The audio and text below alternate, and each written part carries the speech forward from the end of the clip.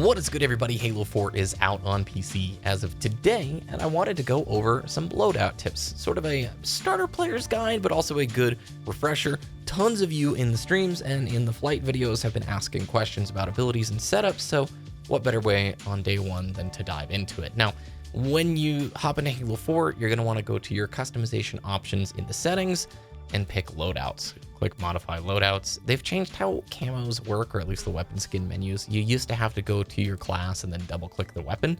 Now it's just under the weapon skin section. So you can set it here and pick the weapon skins that you want. Looks like they're adding a lot of the DLC skins as unlockable. So if you play the Champions Edition bundle back in the day, we'll be re-unlocking some of those weapons, it looks like. Now, under the first class here, I want to note one thing. Halo 4 has a lot of room for creativity, and what I share is just going to be my personal opinion. I YouTubed the game a ton back in 2012 and 13 and 14 with you guys, so while I have experience, not everything I say is going to be the hard fact. There's a lot of room for creativity in your builds here. When it comes to the primary weapon slot, you've got interesting choices. The BR, the DMR, and the light rifle are your three main precision slaying weapons. Covenant Carbine is also a decent choice depending on how you want to use it, but really the BR, post-title update in 2013, is the weapon that you really want to be utilizing in 4v4. The DMR is a good choice, and the light rifle is also a good choice. I'll throw some of the shots on screen so you can see the differences between all three of these weapons. The BR post-title update, and I'm referring back to the 2013 title update, is your fastest, best 4v4 slaying option. I'm going to hop into Adobe Premiere so you guys can see this a little bit better. All right, so we're going to take a look at the BR and the DMR here in Premiere so you can see it a little bit more pronounced. 50% speed, the BR finishes the kill here, DMR there. Now let's see it at 30% speed. It's very small, but basically, final shot for the BR is going to go right here, right as the DMR is finishing its last shot to break the shield. So if I back it up here, the final shot for the BR is going to come on this frame right there. So a few frames after the DMR has just popped the shield, you aim center of mass until you break the shield, then you go for the headshot. With the BR, it's three body, one head, that kind of concept here. Now, the DMR, like I said, if we scroll forward, its last shot is going to fire right there. That's why the BR is going to see more use in 4's post-title update. The BR is the tool of choice for the most part, but the game has small enough discrepancies between DMR and BR that there is some opportunity for you to try out different play styles and setups. So it's really a personal preference thing. DMR in BTB can hold down lanes super well. What is really interesting though is when we go and look at the light rifle in the mix here. So let me restart it. The light rifle kills almost on the exact same timing as the BR. Now, if you're unfamiliar with how the light rifle works, the light rifle, when zoomed in, fires slower, but deals more damage.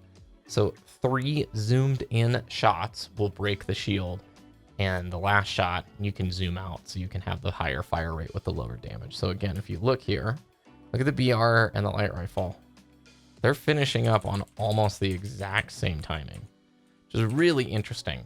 Leads me to theorycraft that perhaps on PC, like some mouse player who's really, really good at hitting their zoomed in shots, there's potential, I think, for light rifle to really shine big. Unyshek is the old school Halo 4 light rifle king. If any of you guys used to watch his streams back in the day, he really made this thing a very viable tool in his arsenal, especially in big team battle. Now, for 4s, for the most part, and for most of you guys watching this, the BR is the direction to go. But I wanted to at least showcase sort of the post-title update differences here. If you guys played at launch of Halo 4 and you're just coming back to the game now for the first time, here's hopefully some ammunition for you to choose what you want to be using. Ultimately, I definitely encourage playing around with the different primary weapon options. In your sweaty 4v4 playlist, it's just going to be Legendary Slayer, which is going to be a curated loadout with resupply and the battle rifle already. So when you're just playing normal pubs and matchmaking, experiment and have fun. Each of these weapons fills a unique role within the sandbox and can be useful. DMR and light rifle especially so in big team battle playlists. For your secondary slot, you have the Magnum, the bolt shot, and the plasma pistol. Plasma pistol is going to be your go-to in big team battle so that you can EMP vehicles. Magnum is a great secondary for slaying. The Magnum in this game is actually pretty good if you time the bloom. And the bolt shot, if you played Halo 4 at launch, 2012 launch, is no longer nearly as good as it was.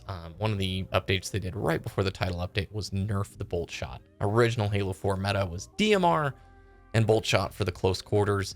You can use the bolt shot, and it's kind of memey, it's kind of fun, but your main options for the most part are going to be the Magnum and the plasma pistol, in my opinion. All right, for our grenades, frag, plasma, pulse, very personal choice here depending on what you want to do.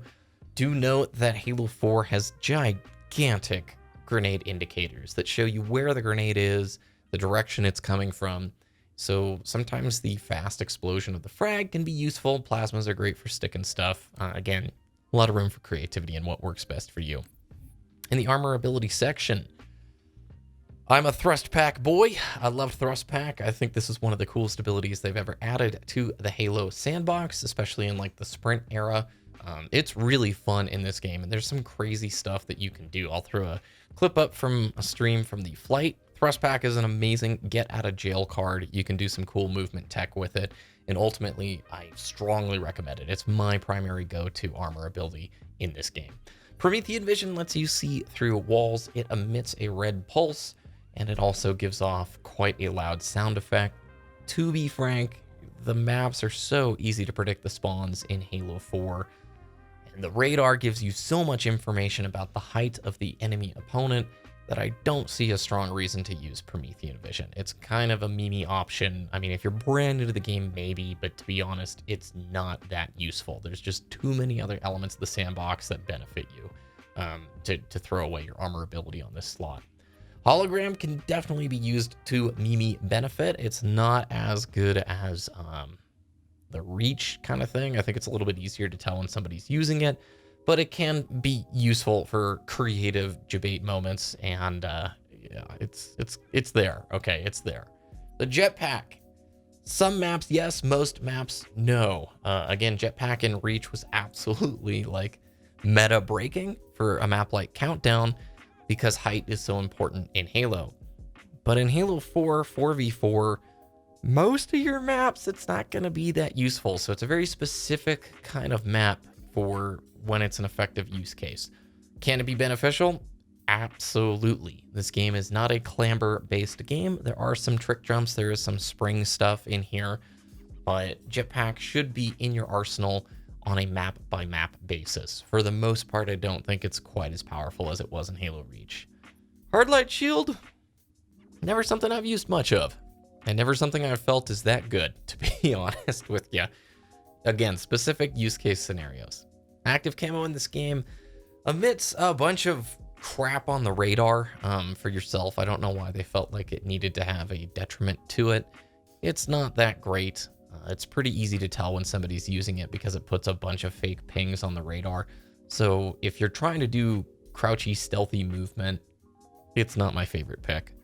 Auto sentry and regen field. Auto sentry, Dominion stuff mainly. I don't see it being that useful in 4s. I've never really run into it all that much in 4v4. The regen shield is kind of cool in some scenarios. So it allows users to release a short-range energy field that heals nearby Spartans. It's not as good as a healing ward in Destiny, but there is probably some scenarios in like an Infinity Slayer situation where it could be kind of cool if one person on your team has it. Not that strong. Again, I think Thrust Pack out of all the options here is by far and away your best tool, but experiment and play around. These are just my subjective opinions here. When we come to the TAC package stuff, lots of options here. So mobility gives you infinite sprint. Maybe in big team battle, most of your 4v4 maps not going to be that useful. Shielding, however, is one of the most misunderstood perks in the game. So if you read the description here, shielding speeds up your armor's energy shield recharge rate. A lot of people think, oh, well, this means I'm going to be back in the fight faster. My shield will start recharging sooner. That's not the case. The distance, or at least the time between when your shield is popped and when it starts to recharge, is exactly the same, whether you have shielding equipped or not. What it does change is how fast your shield bar fills up once it starts refilling. So I'll put the shots on screen here to compare the two. Not that useful when you think about it in that respect. Can it get you back into the fight sooner? Yes. Are there better options here? Yes. Is the text for this one worded funny? Yes, and it has been since back in the day. So, not my favorite. Resupply is exceptional. It allows the recovery of grenades from fallen allies and foes. One of those games where you need a perk to do that, and grenades are super useful in the sandbox. Lots of 90-degree corners on most of these maps, especially on BTB. You actually have a lot of crux points where the chokes are centered around pretty tight play spaces, so resupply is always a good choice. The armor ability efficiency increases the rate at which your energy recharges for your armor abilities. Probably not necessary for thrust pack, but if you're looking at some of the other armor abilities, it's an option. Grenadier will give you increased grenade carrying capacity. Could be a great option in BTB, just depends on how your playstyle is. Firepower gives you 2 primaries. Always fun when you're trying to go into some crazy BTB scenarios with like light rifle storm rifle, light rifle AR. There's cool opportunities here for sure. Wouldn't probably use it in 4v4. Requisition allows you to sort of re-roll your ordnance when it comes in, which is kind of cool. So it gives you a new set of choices. A lot of the ordnance now is curated to be less bonkers than pre-title update ordnance. So again, cool option, but specific to your play style. Wheelman's really good for BTB. I think they rolled the specializations into some of these perks with Halo 4, but Wheelman increases the long-term durability of your vehicle as well as how it reacts to the EMP charges. I think it ejects you also when your vehicle explodes. I feel like they rolled that into the specializations, you guys can let me know about it in the comments, but Wheelman is a great option if you're a vehicle player in BTB. All right, our last category here, the support upgrade. All right. Ammo gives you more starting ammunition for your starting weapons, but also when you get ordnance drops, you get more ammo. That's the really key part of this. So if you haven't played Halo 4, you accumulate points towards this little bar in Infinity Slayer game types. So Infinity Slayer BTB or 4v4. The more points you're accumulating, the faster that fills up. Then it will give you a selection of 3 possible either power-ups or power weapons. Let's say I end up, getting myself a railgun. I'm gonna get more starting ammo for that rail with this support upgrade. Pretty cool. Dexterity is also really good. I think most new players migrate towards this. It makes your reloads a lot faster and swapping to other weapons quite a bit faster too. I think skilled players don't really need this in their arsenal. You can time things usually pretty well. It's a great upgrade. It's like a really great loadout perk, but I think there's a better one for most Infinity Slayer game types. Sensor increases motion tracker range. Don't think it's that necessary. The radar in this game is already very generous and gives you great detailed information about the height level of the opponent. Awareness allows the use of motion sensors while using a scope. So some of you guys who play Destiny will know about some of the perks that let this happen. While you're scoped in, you can still see your radar. Depending on your playstyle, maybe you're a light rifle guy who's super aggressive, it could be useful. Explosives will alter your grenade performance, so you bigger blast radius, and it also will decrease the incoming damage. It's not that huge of a difference in my opinion, but it can be useful depending on, maybe you're a hyper aggressive player and you love Dominion and you want to get on those points. Could be beneficial, flak jacket style. My favorite of the bunch for ordnance game types, and the one that I think is by far and away like one of the least balanced abilities in the game, ordnance priority. In modes with personal ordnance, so like Infinity Slayer, ordnance priority offers more frequent ordnance drops to a user. Less points for you to actually get your first ordnance and then subsequent ones. Meaning if you're a really aggressive, good player who can secure kills fast or just even get points towards your ordnance bar, you're going to be getting more ordnance drops, and that is invaluable. And it's super snowball. Halo 4 is a little bit like Team Slayer with Fiesta drops. Ordnance to me has always felt that way, which is why it has so much variety. But if you're able to get 3 or 4 takedowns really fast, your ordnance bar with this perk is basically going to be full. You're going to be coming into the start of the match with one of the first power weapons or power-ups, and that snowballs and leads into more ordnance and map control. It's a very snowbally game, so ordnance priority is absolutely worth your time. I think it's by far the best option out of these if you're playing ordnance game types like Infinity Slayer stuff. Will be totally useless to you in modes that don't have personal ordnance. But man, I like this thing. Try it. Just try it. Let me know what you think about it if you do. Stability will reduce incoming flinch. Can be very beneficial if you're like a long laning type of player. Gunner increases how long a mounted weapon can fire before it overheats, and movement speed with detached turrets. I think it's pretty stupid, but you know, depends. Stealth, I also think is kind of silly, so dampens your footsteps, makes you harder to see on Promethean vision, and increases your assassination speed. The sound difference is pretty non-existent, and if you're going for the headphone sound stuff in BTB, I don't know. I've never found anybody I'm like, I can't believe it, he was using stealth. It's definitely not dead silence from COD, let's put it that way. Nemesis will mark your enemy responsible for your last death. You probably should know where he is. If you die like Mohawk and you see the guy in your post-death screen, you most likely don't need to throw away this slot for that. And then finally, Drop Recon will call out when an ordnance drop is going to happen in advance. Kind of a legacy perk because pre-title update Halo 4 ordnance drops were more randomized. It wasn't the same curated stuff. It wasn't in, I think, the same part of the map each time. So I don't use Drop Recon. I don't see too many scenarios now where it would be useful. Okay, so my classes, long story short, and again, my opinions, just my stuff. You guys play what class feels good to you.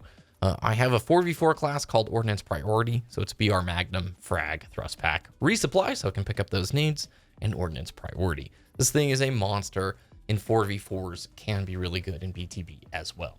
I have a Dexterity build, which is the exact same build, except instead of Ordnance Priority, we have Dexterity here. So really useful if you're in a non-personal Ordnance mode.